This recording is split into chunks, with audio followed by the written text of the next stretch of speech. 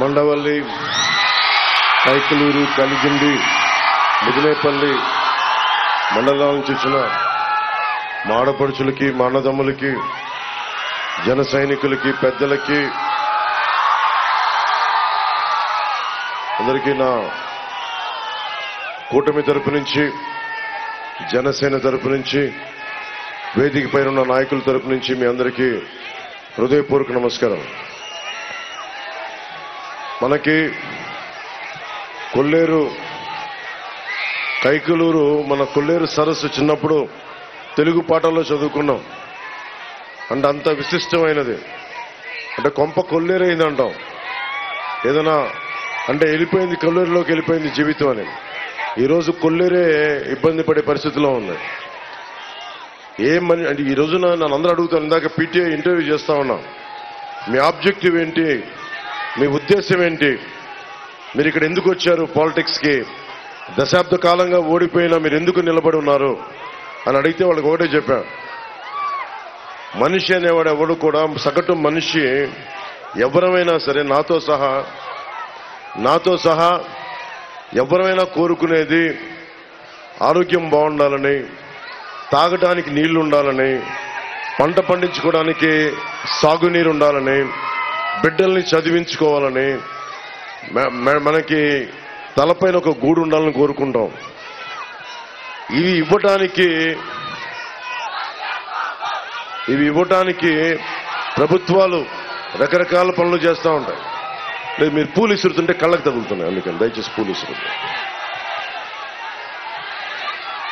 ఇవి ఆయన పూలు ఇసురుతుందని చెప్పండి. ఆయన పూలు ఇసురుతాయి. ముఖ్యంగా మన కొల్లేరు సమస్యలు ఉన్నాయి. మౌలికంగా మన కొల్లేరు కాంటూర్ సమస్య ఉంది, తాగునీటి సమస్య ఉంది. ఆక్వా రంగాన్ని 50 ఎకరాలు బెదిరించి ఎమ్మెల్యే కొడుకు తీసేసుకున్నాడు అలాంటి ఉన్నాయి. ఆక్వా రంగం ఖర్చులు పెరిగిపోయినాయి. ₹1.50 ఉండే కరెంటు ఖర్చులు ఈ రోజున ₹5 పైగా పట్టుకెళ్ళిపోయాడు. అలాగే డ్రైనేజ్ సమస్య ఉంది. వీటన్నిటికంటే ఇంతమంది యువతున్నారు, ఆడపడుచులున్నారు. అక్కడ కూర్చొని కులం కాని కులం కార్మికులం, భవన నిర్మాణ కార్మికులకి ప్రత్యేక కార్పొరేషన్ కావాలి అన్న కోరికకి అదే ఆ బోర్డు ఎందుకు వచ్చిందంటే, క్లాస్ వార్ అని చెప్పే జగన్ వచ్చి రాగానే మీ భవన నిర్మాణ కార్మికులు, మన భవన నిర్మాణ కార్మికులు పొట్టనే కొట్టాడు. ఎవరైతే కష్టం చేస్తారో, ఎవరైతే ఇలాంటి కట్టడాలకి వాళ్ళ కన్నల్ని కరిగిస్తారో, ప్రతి కట్టడానికి 1% సెస్ కడతాం. ₹1,00,000 ఖర్చు అయితే ₹1,000 సెస్ కడతాం. ఆ సెస్ తీసుకెళ్లి మనం భవన నిర్మాణ సంక్షేమ నిధికి ఇస్తే అవి వాళ్ళు దోచేశారు. ఈరోజు నేను మీకు కూటమి ప్రభుత్వం రాగానే కీలకమైన మన భవిష్యత్తులోకి అవసరమని ముందు చెప్పి తర్వాత మన సమస్యల గురించి మాట్లాడతాం. రాగానే డిఎస్సి నోటిఫికేషన్ ని విడుదల చేస్తాం రాగానే. అలాగే ఫీజు రీఎంబర్స్మెంట్ జరిగేలా చూస్తాం. ప్రతి మహిళలకి 3 గ్యాస్ సిలిండర్లని ఉచితంగా అందజేసే బాధ్యత కూటమి ప్రభుత్వం తీసుకుంటుంది.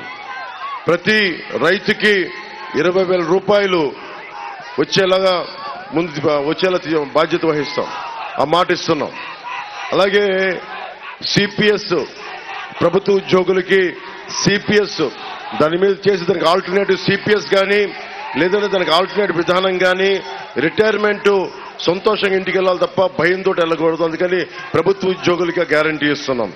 అలాగే నెలకి ప్రభుత్వ ఉద్యోగులందరికీ జీతాలు వచ్చేలాగా, వారి టీఏలు, డిఏలు, సరెండర్ లీవ్స్ అందరికీ వచ్చేలాగా. అలాగే ముఖ్యంగా లా అండ్ ఆర్డర్, ఏ రాష్ట్రానికి ఏ నెలకైనా కావాల్సింది సాగునీరు, తాగునీరు, వైద్యం, ఉపాధి, విద్య. అలాగే అన్నిటికీ మించి లా అండ్ ఆర్డర్. మీరు ఎమ్మెల్యే కొడుకుకి ఎందుకు ఇంత భయపడుతున్నారు? మీరు ఎమ్మెల్యే దిగొచ్చాడా? ఎమ్మెల్యే కొడుకు దిగొచ్చాడా? ఎందుకు భయపడాలి మనం? ఎందుకు భయపడాలి? సొంతం ఇది మనకి కైకలూరు వాళ్ళ సొంతమా? ఈ నేలంతా వాళ్ళ సొంతమా? ఆంధ్రప్రదేశ్ జగన్ సొంతమా? ఎందుకు భయపడాలి మనం? నేను వస్తే ఇంతమంది యువత వచ్చారు రోడ్ల మీదకి. నేను అలయన్స్ మన నాయకులందరికీ చెప్పా, కైకలూరు సీటు పాపం కామినేని గారు వచ్చారు, మీరు పోటీ చేయండి కైకలూరుకి, నేను దగ్గరుండి ఎలక్షనీరింగ్ చేసి పెడతానంటే, నేను ఎక్కడ పోటీ చేయాలి పోటీ చేయకూడదని సమస్య కాదు సార్. పరిస్థితులను బట్టి ఆంధ్రప్రదేశ్ బాగున్న తర్వాత అప్పుడు చూద్దాం నా పోటీ గురించి. నా భయం అంతా ఏంటంటే సమాజం భయం గుప్పెట్లో ఉండిపోతా ఉంది.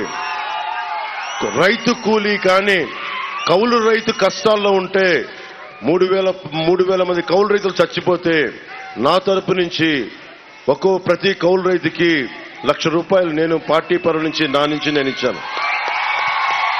రైతాంగానికి నేను ఇచ్చే కమిటీ